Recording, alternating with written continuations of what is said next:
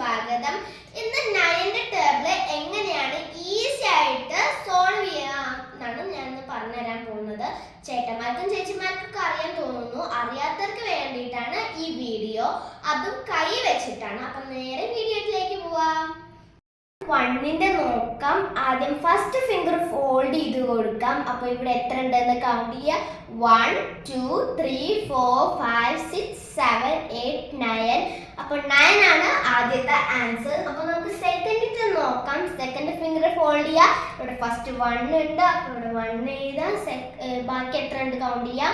1 2 3 4 5 6 7 8. അപ്പോൾ 18 ആണ് ആൻസർ.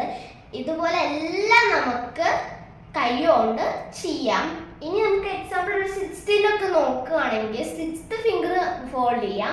എന്നിട്ട് ഇവിടെ 5 ഉണ്ട്, ഇവിടെ 4 ഉണ്ട്. അപ്പോൾ 54 ആണ് ആൻസർ. ഇന്നത്തെ ഈ വീഡിയോ എല്ലാ കൂട്ടുകാർക്കും മനസ്സിലായെന്ന് വിചാരിക്കുന്നു. അപ്പോൾ ഇഷ്ടപ്പെട്ടെങ്കിൽ ലൈക്കും ഷെയറും ചെയ്യണം. എൻ്റെ ഇഷ്ടപ്പെട്ട സബ്ജക്റ്റ് മാത്സ് ആണ്. നിങ്ങളുടെ ഇഷ്ടപ്പെട്ട സബ്ജക്റ്റ് താഴെ കമൻറ്റ് ചെയ്യണം. ഇതെൻ്റെ ഒരു റൂംമേറ്റ് പഠിപ്പിച്ചതാണ്. ജീന ജേക്കബ് എന്നാണ് പേര്. പക്ഷെ ഞാൻ ജാനി എന്നാണ് വിളിക്കാറ്.